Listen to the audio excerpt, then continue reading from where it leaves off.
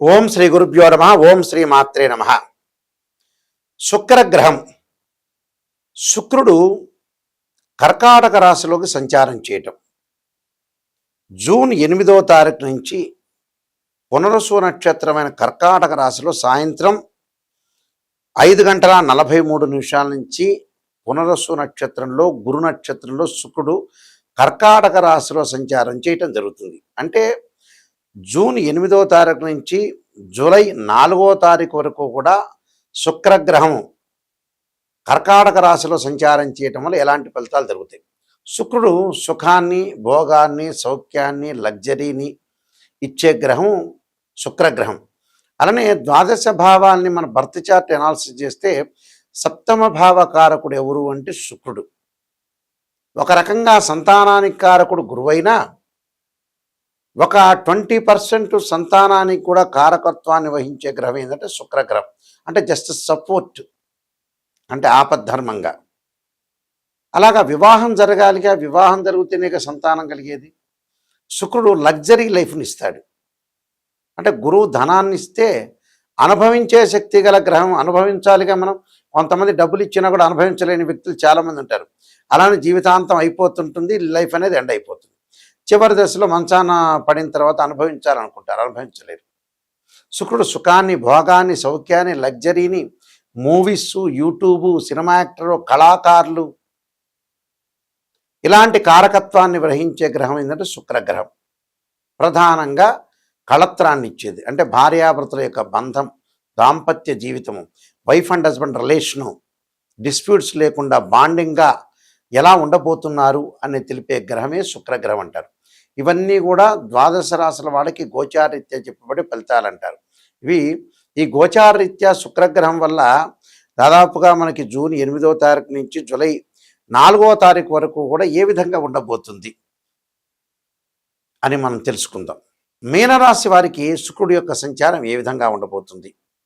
మీనరాశి వారికి శుక్రుడి యొక్క సంచారాన్ని మనం తీసుకునేటట్టయితే మీనరాశి వారికి పంచమ స్థానంలో శుక్రుడు యొక్క సంచారం.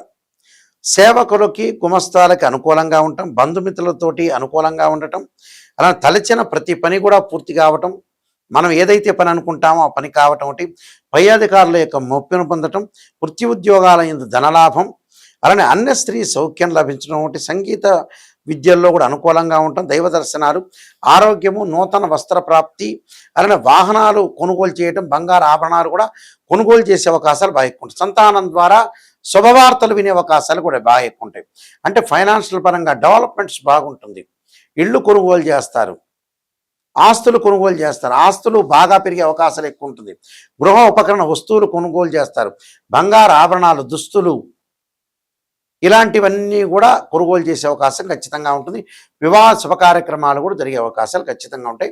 నేను కొన్ని పరిహారాలు చెప్పుకుంటే ఆ పరిహారాన్ని పాటించడం మీకు మంచి జరిగే అవకాశాలు ఖచ్చితంగా ఉంటుంది. శుక్రగ్రహం అనేది మన జాతకంలో సరిగా లేకపోతే వివాహానికి సంబంధించిన సమస్యలు వస్తాయి. ఎలాగా? ఇక్కడ గోచారం వేరు, బర్త్ చార్ట్ వేరు. గోచారానికి బర్త్ చార్ట్కి లాట్ ఆఫ్ డిఫరెన్స్ ఉంటుంది. గోచారం అంటే ఒక చెట్టు ఉంటుంది, ఆ చెట్టు పైన కొమ్మలు ఉంటాయి, ఆ కొమ్మలకి ఆకులు ఉంటాయి. ఆకులు ఎలా ఉంటుంది? రైన్ సీజన్లో వస్తాయి, వింటర్ సీజన్లో అలానే ఉంటాయి, సమ్మర్ సీజన్లో కిందకి రాలిపోతాయి, మళ్ళీ తర్వాత ఆకులు ఉద్భవిస్తూ ఉంటాయి. దాన్ని గోచారం అంటారు. కింద చెట్టు కింద వేళ్ళు ఉంటాయి చూసారా? ఆ వేళ్ళు అనేది బర్త్ చార్ట్. గోచారం అనేది ఏంటంటే సూచన. అంటే ఉద్యోగ పరంగా కానీ, వ్యాపార పరంగా కానీ, సంతాన పరంగా కానీ, ఆర్థిక పరంగా కానీ, అలానే కోర్టు సమస్యలు కానీ, ఎసెట్స్ కానీ, వివాహ సంబంధమైన విషయాల్లో ఆ 10 రోజుల పాటు ఎలా ఉండబోతుంది, ఆ నెల రోజుల పాటు ఎలా ఉండబోతుంది, గ్రహాల యొక్క మార్పులు ఈ నెలలో ఏ విధంగా ఉండబోతున్నాయి తెలిపేదే గోచారం అంటారు. బర్త్ చార్ట్ ఏంటంటే వేళ్ళు. అంటే లాంగ్ రన్లో ప్రొఫెషన్ ఎలా ఉండబోతుంది, లాంగ్ రన్లో హెల్త్ పరంగా ఉండే విషయాలు, లాంగ్ రన్లో ఎలాంటి నిర్ణయాలు తీసుకోవాలి, మ్యారేజ్ సంబంధించిన ట్రబుల్స్ ఎలా ఉండబోతున్నాయి, మ్యారేజ్ సంబంధించిన విషయాలు, మంచి విషయాలు ఎలా ఉండబోతున్నాయి, ఎప్పుడు పెళ్ళవుతుంది, ఎప్పుడు ఆర్థిక పరంగా ఇబ్బందులు తిరుగుతాయి, రుణాల విషయంలో కానీ, నరదృష్టి కానీ, ధనము, వాక్కు, కుటుంబము, అన్నదమ్ములు, అక్క చెల్లెల మధ్యలో, విద్య యందు, అలానే వివాహము, ఆయు ప్రమాణము, లాభాలు, ఖర్చులు తెలిపేది బర్త్ చార్ట్ అంటారు.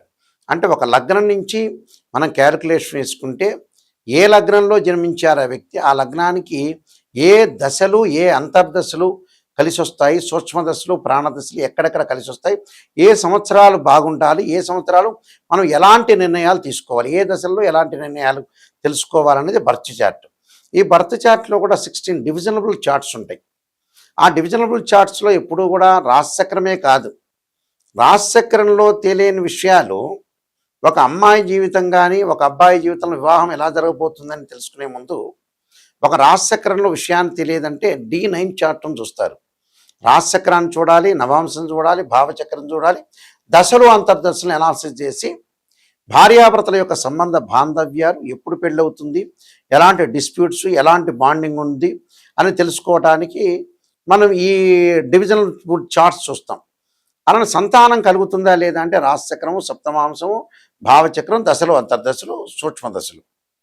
అలానే వృత్తిపరంగా ఎలా ఉండబోతుంది, రాశిచక్రము, దశమాంశ చక్రము, భావచక్రం ఇలాంటివి చూస్తాం మనం.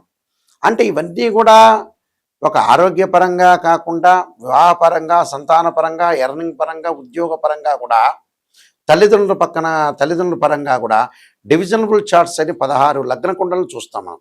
చూసిన తర్వాత కొన్ని ఉచ్చస్థానం, నీచస్థానం, ఉదాహరణకి గురువు ఉన్నాడు అనుకోండి, గురువు ఎలా ఉంటాడు, మా మకర రాశిలో గురువు 5 డిగ్రీల వరకు నీచ, 5 డిగ్రీల తర్వాత పరమనీచ. ఇదే శుక్రగ్రహానికి స్వక్షేత్రాలు మనం చూసుకుంటాం. స్వక్షేత్రాలు ఏంది, వృషభ రాశి, తులారాశి స్వక్షేత్రం. శుక్రుడికి ఉచ్చస్థానం మీనం, దానికి సప్తమ స్థానమైన కన్యారాశి నీచస్థానం అంటారు. శుక్రుడు ఎక్కడున్నాడు, యోగం అనుభవిస్తున్నామా లేదా అని తెలుసుకోవాలి. చాలామంది కూడా ఈ మధ్యకాలంలో ఏమిటంటే నెగిటివ్ పాజిటివ్ నుండి ఆలోచన చేస్తున్నారు. ఫార్ములా నెంబర్ 1లో మన జీవితం బాగుపడాలంటే ఫస్ట్ నెగిటివ్ తెలుసుకోవాలి. మంచే ఉంది, మీరు జాతకం చెప్పించుకున్నప్పుడు ఒక ఆస్ట్రాలజర్ని అప్రోచ్ అయ్యేటప్పుడు మీకే మంచి విషయాలు తెలుసు, మీకే పరిస్థితులు తెలుస్తుంది, మీరే ఎలా ఉన్నారో మీకే తెలిసిపోతుంది.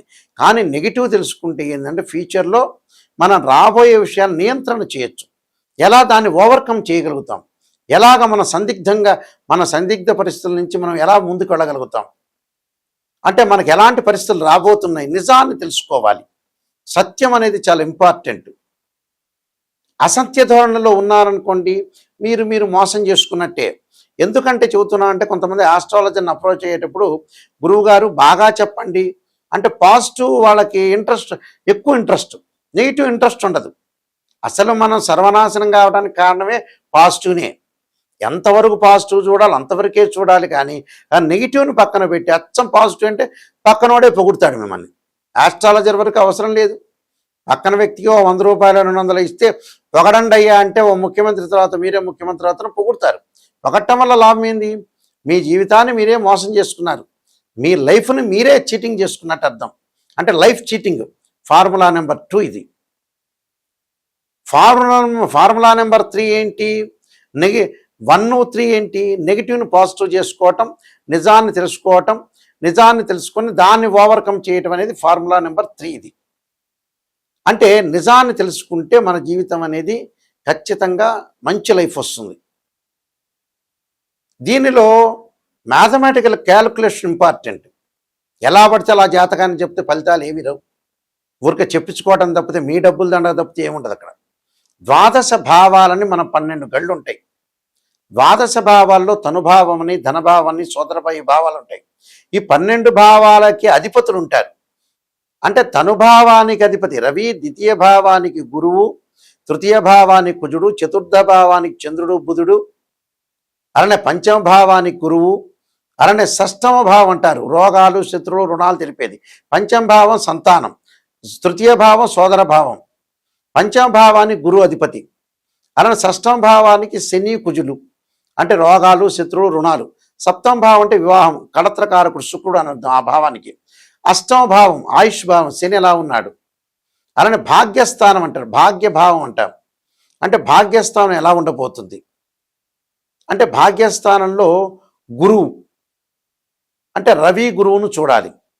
అలానే దశమ భావం రవి బుధ, అలానే గురువు శనులు. లాభస్థానం గురువు, వ్యయస్థానం శని. అంటే ఈ భావాలన్నీ కూడా మనం అనాలిసిస్ చేయాలి. భావాధిపతులు అంటే ఏంటంటే ఇంటి ఓనర్స్. అలా రాస్యాధిపతి వేరు, భావాధిపతి వేరు. రాస్యాధిపతి అంటే ఏమిటి? మీరు ఒకళ్ళు మేషలగ్నంలో జన్మించారు. మేషలగ్నంలో జన్మించేస్తే ఆ మేషలగ్నంలో జన్మించారంటే వాళ్ళకి ఆ లగ్నం అంటే తనుభావం. ఆ భావానికి అధిపతి రవి. మేషలగ్నానికి అధిపతి ఎవరు? రాస్యాధిపతి కుజుడు. అంటే కుజుడు ఎవరంటే బిల్డరు. తనుభావాధిపతి ఎవరు అని అంటే మన రవి. రవి అంటే ఏంటంటే ఆ ఇంటి ఓనరు.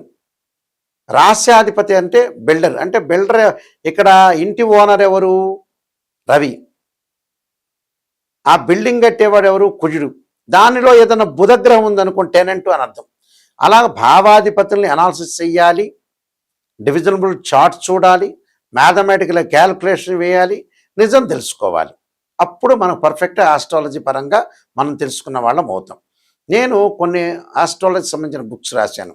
మేము వంశపారంపర్యంగా చెప్పేస్తాము. అలానే మా నాన్నగారు కూడా శ్రీశైల దేవస్థానంలో ప్రధాన పురోహితులుగా పనిచేశారు.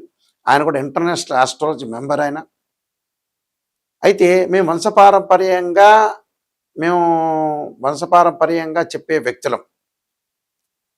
అయితే ఇక్కడ నేను నెంబర్ ఆఫ్ ఆస్ట్రాలజీ బుక్స్ రాశాను. అందులో కాలసర్పయోగం అని, రాహుకేతులు, ఛాయాగ్రహాలు, అలానే కాలసర్పయోగ చంద్రిక, అలానే జాతక చంద్రిక, వివాహ మార్తాండము, సర్వదేవతా గోత్రులు పార్ట్ 1, పార్ట్ 2, పుత్రగణపతి వ్రతము, స్వప్నశాస్త్ర ఫలదీపిక, బృహత్ పరిహార సింధు, నవగ్రహ దోషాలు పోవటానికి దశమహావిద్యల యొక్క స్తోత్ర పారణాలు, ప్రొడక్షన్ ఆఫ్ ఆస్ట్రాలజీ, ఇన్ని రకరకాల పుస్తకాలు అనేవి నేను రాశాను. ఈ పుస్తకాలు కూడా, ఈ బుక్స్ కూడా రాజమండ్రిలో ఉన్న మోహన్ పబ్లికేషన్ వారి దగ్గర దొరుకుతాయి.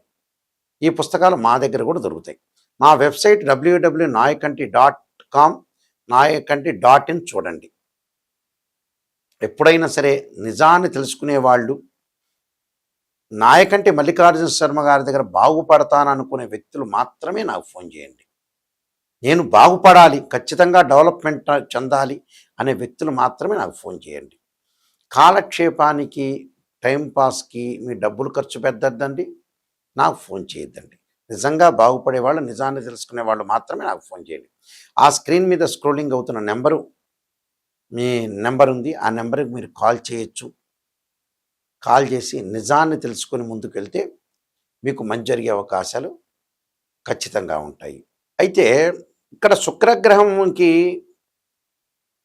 ఖచ్చితంగా ఒక పరిహారం అనేది ఉంటుంది. శుక్రగ్రహం అనేది మన జన్మజాతకంలో బాగా లేకపోతే బర్త్ చార్ట్లో 6, 8, 12 స్థానాల్లో శుక్రదోషం అంటారు.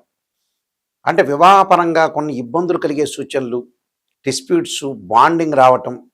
శుక్రగ్రహం వాళ్ళ జన్మలగ్నం నుంచి 6, 8, 12 స్థానాలు శుక్రదోషం ఉండకూడదు. అలానే శుక్రుడు రాహువుతో కానీ, కేతువుతో కానీ, కుజుడితో కానీ, శనితో కానీ కంజంక్షన్ కాకూడదు. శుక్రుడు ఆరుద్ర, స్వాతి, శతభిష నక్షత్రము, అశ్విని, మఖ, మూల, అలానే మృగశిర, చిత్త, ధనిష్ట నక్షత్రాల్లో, పుష్యమి, అనురాధ, ఉత్తరాభాద్ర నక్షత్రంలో ఉండకూడదు. కళత్రకారకుడు, వివాహకారకుడు శుక్రుడు. ఇక్కడ శుక్రుడు 6, 8, 12 స్థానాల్లో ఉండకూడదు. ఉంటే వివాహపరంగా దోషం అనేది కలుగుతుంది.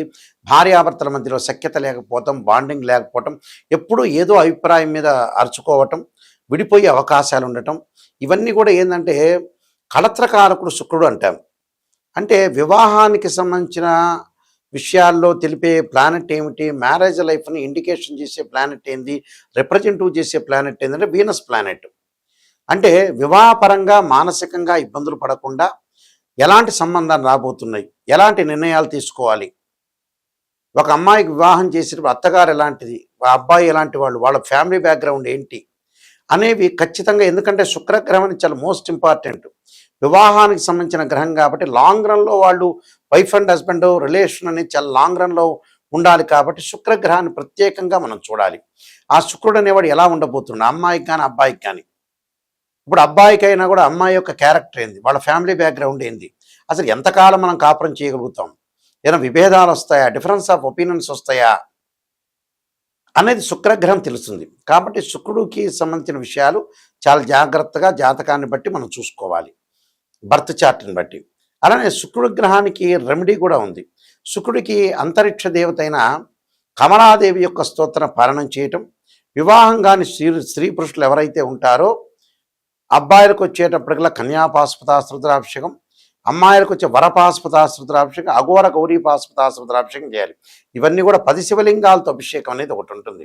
పాదర శివలింగం అని, సన్స్టోన్ శివలింగం అని, మరకత శివలింగం అని, పంచలోహాలతో చేసే శివలింగాలు, ఇలాంటి వాటితోని అభిషేకం అనేది చేయాలి. ఈ శుక్రదోషానికి కూడా ముందుగా ఏదైతే మనం పూజ చేసి 35 నిమిషాల సంకల్పం అనేది ఉంటుంది. ఎలా పడితే అలా చేస్తే పూజలు ఫలించవు, విరక్తి భావం కూడా కలిగే అవకాశం ఉంటుంది. ఎందుకంటే చాలామంది కూడా పెట్టుబడులు పెట్టి రకరకాల ఆస్ట్రాలజర్ తెలియని వ్యక్తులతో సంప్రదించి వాళ్ళేదో చెప్పి ఏదో రకంగా పూజలు చేసి ఎక్కడో సామూహికంగా పూజలు చేయటం వల్ల చాలాసార్లు పూజలు ఖర్చు పెట్టి అసలు వాళ్ళు దొరికేటప్పటికల్లా వీళ్ళు పూజలు చేయలేక విరక్తి భావం కలిగి డబ్బులు లేకుండా నీరసించిపోయే అవకాశాలు ఖచ్చితంగా ఉంటాయి. కాబట్టి ఇలాంటి విషయాలన్నీ కూడా చాలా జాగ్రత్తగా వినండి. మీ అందరికీ కూడా శ్రీ పరమేశ్వరుడి యొక్క కరుణాకటాక్షం ఉండాలని ఆశిస్తూ సర్వే జనా సుఖినో భవంతు.